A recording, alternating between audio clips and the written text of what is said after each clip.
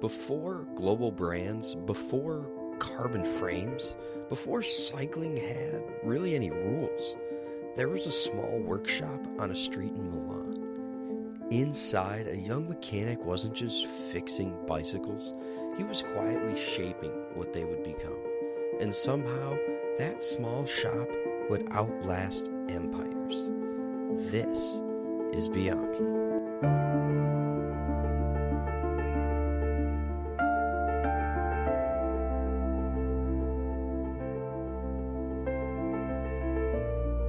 What is going on, everybody, and welcome back to the Lost Gears podcast. I am your host, Tyler, and we are back.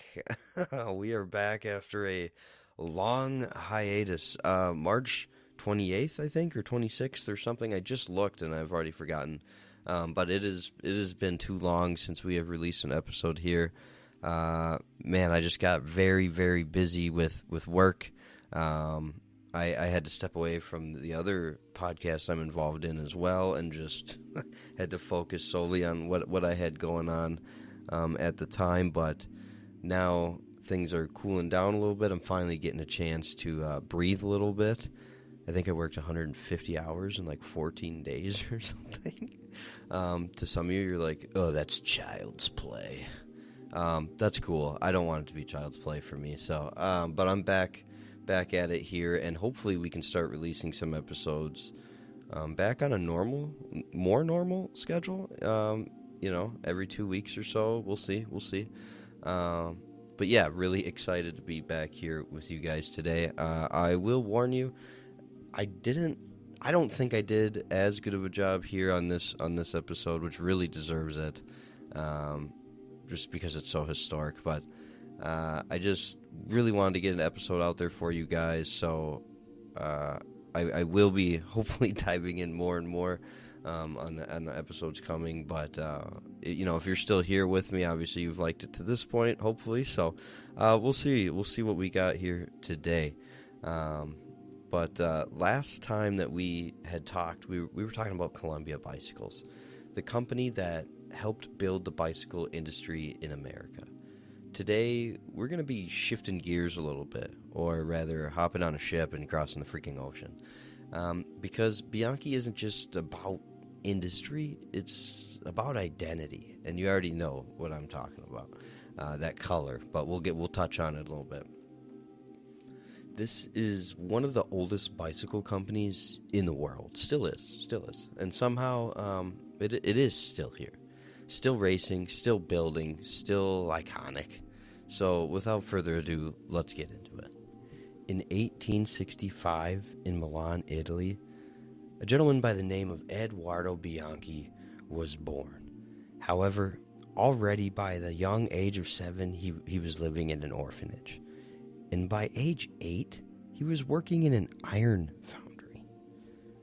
Okay? He was working in an iron foundry at the age of 8. But, however, this is kind of where he started getting getting that interest in mechanics, in engineering, in manufacturing. By 1885, Bianchi opens a small workshop in Milan at 7 Via Nerone.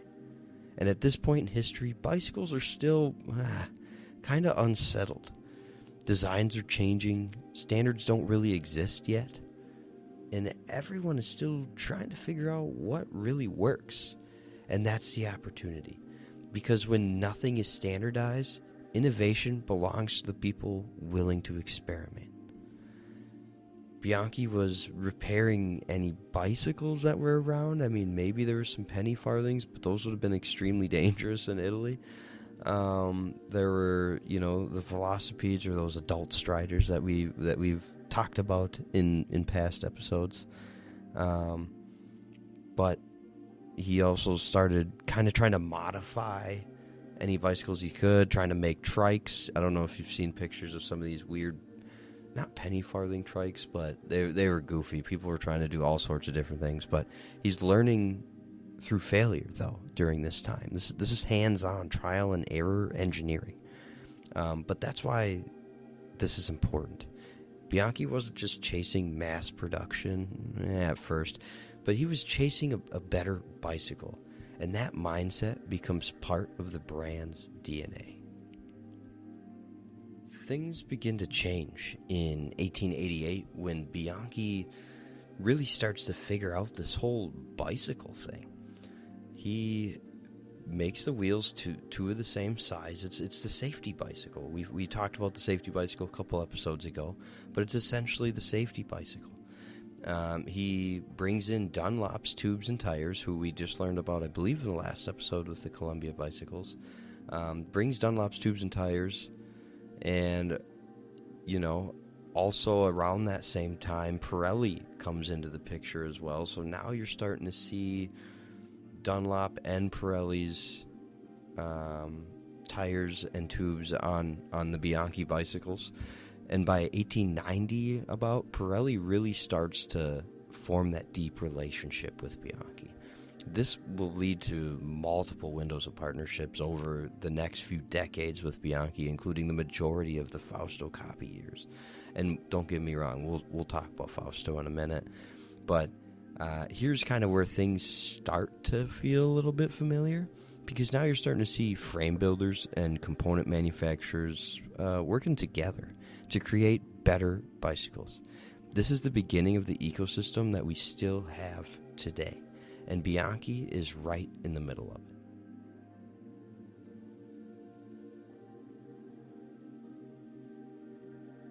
But before we get into all of the racing that Bianchi was involved in, and the success of the 1950s, there's something pretty big that happened in around 1895. Queen Margherita of Italy requests that Bianchi come and essentially teach her how to ride a bicycle. But it was so much bigger than that, because this isn't just a royal commission, essentially. This is a cultural moment. At a time when bicycles are still being adapted, Bianchi designs a bike specifically for her. A lower frame, more accessible geometry, more stability. This is one of the earliest real pushes toward what we now call a step-through frame. Just like we talked about in the safety bicycle episode, this matters because it opens cycling to more people. Women begin riding more, cycling becomes more visible, and just more accepted. Heck, when I worked in the cycling industry, we sold step-through frames to some older gentlemen, that couldn't get their leg over the top tube of a normal bicycle anymore. Don't get me wrong, we couldn't sell them a pink one. We had to get the most manly color, that we could find.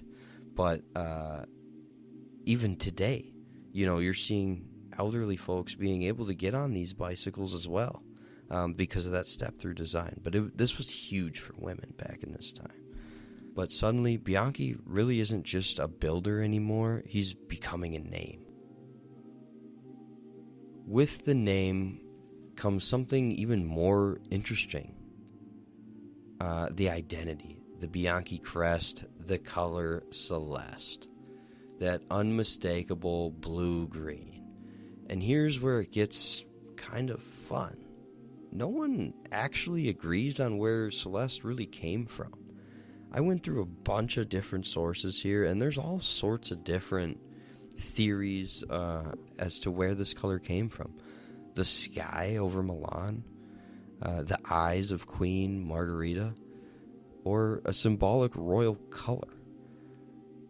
Honestly, nobody really knows for sure. But here's what matters. It didn't need a perfect origin story because it became recognizable instantly, and that's powerful. Bianchi understood something early that a lot of companies didn't. A bicycle isn't just something you ride, it's something that you identify with. With that identity, cycling's growing, and so does Bianchi. And you know what? Hold on. Before we get into that, I'm just about to get into one of the cyclists that really helped put Bianchi on the map. I didn't even mention, actually, the other cyclist, Tomaselli, which I'll mention him in a minute here, too. Before we even get to that point, there's another thing too that Bianchi helped develop or revolutionize really, and that was the front brake caliper. We started seeing that possibly as early as that safety bicycle, possibly as late as the early 1900s, and then also in these World War I, Bianchi was helping create possibly the first folding mountain bike that had full suspension. That's insane. I'm still planning on doing another cycling in the wars episode potentially, just because there was so much that went on and so many manufacturers that were involved there. But so I won't touch on it too much. And then also, of course, Bianchi was affected by World War II.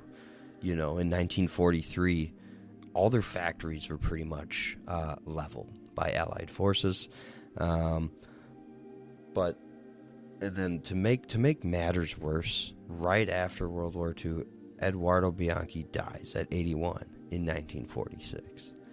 His son, what's his son's name? Of course, I don't have that down in front of me. Good call. I'm pretty sure it's Giuseppe. Takes over for him after that.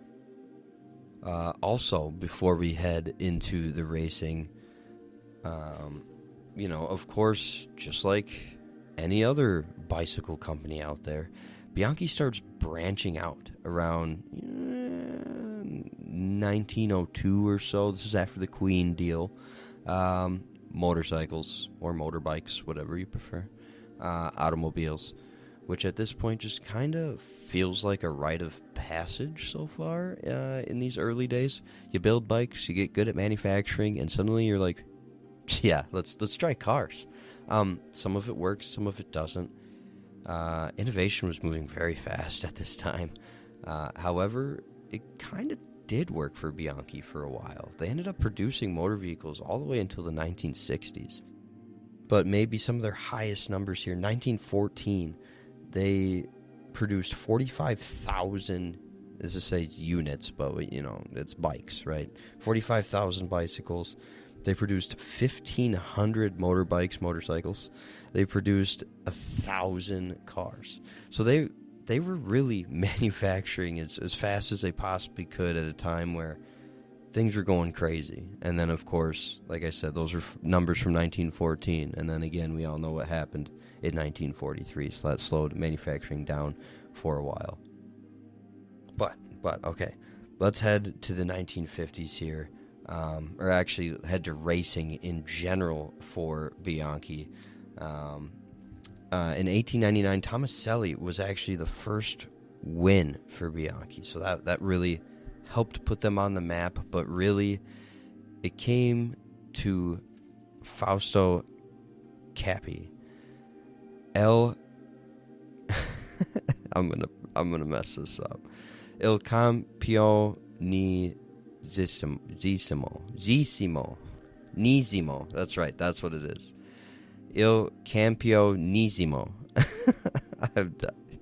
Means the champion of champions. I don't speak Italian. I'm sorry. I tried. I thought I was gonna pound that out, and I definitely practiced. And then it was game time here, and I didn't succeed there. But we're gonna leave that in. It's fine. It's whatever. But it means the champion of champions. He rode Bianchi from 1945 to 1955, and really helped put Bianchi on not just the European map, but the world map. He won 5 Giro d'Italias, 1940, 47, 49, 52, 53, with 22 stage wins in that, 2 Tour de France wins, general class 49 and 52, and had 9 stage wins. He has 90 career wins overall and is definitely a top 10 cyclist of all time, if not top 5, if not top few. Some argue he could have been the best ever if that gosh darn World War II didn't get in the way. Here's what really separated Bianchi. It didn't just grow, it adapted. Through new materials, changing technology, those world wars, global competition, Bianchi kept evolving. And while other brands kind of faded, Bianchi stayed. It's not just as a company, but as a symbol of heritage, of racing, of identity. Columbia helped prove bicycles could be an industry. Bianchi proved that they could be something more, something that performs, something recognizable, something that lasts. And from here, the industry only gets bigger. More brands, more competition, more innovation. So next time, we head to England to a company that helped bring bicycles to the world stage, Raleigh. Thanks for being here for this episode here on the Lost Gears podcast. I probably left out a ridiculous amount of information on Bianchi out there. Again, the oldest bicycle company still kicking it here today, technically. Again, appreciate if you've made it to the end of this episode even as well. And appreciate you coming back and listening to me again. I know, like I said, it's been a minute, so we'll try to get back on a somewhat normal cadence here. I still have somebody that's very interested in helping me out here locally to me as well, who is just on his way to, let me pull it up here. He said it was I think he said the Auburn, let me see here.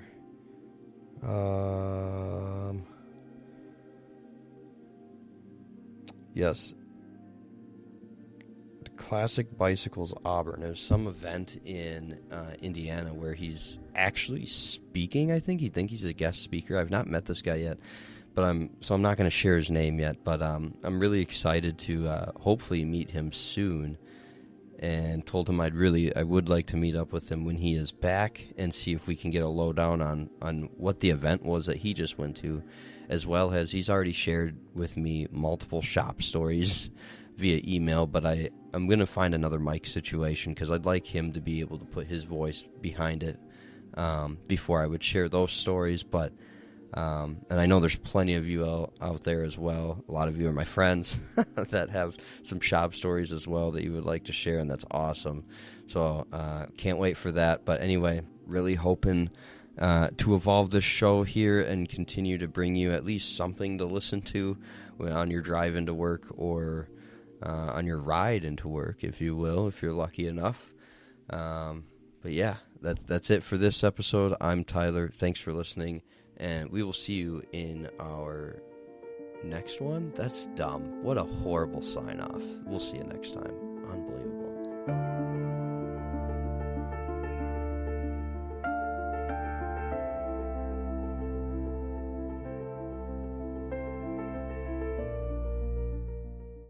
Sources for this episode, again, so many out there, but Bike Radar, Pirelli, Bianchi USA, E-Biker, Coco's Variety, so much great articles out there that are out there for you guys as well. So look around, come to your own conclusions. I'm just trying to give you the spark notes here, if you will, in audio form. But with that, we'll catch you later.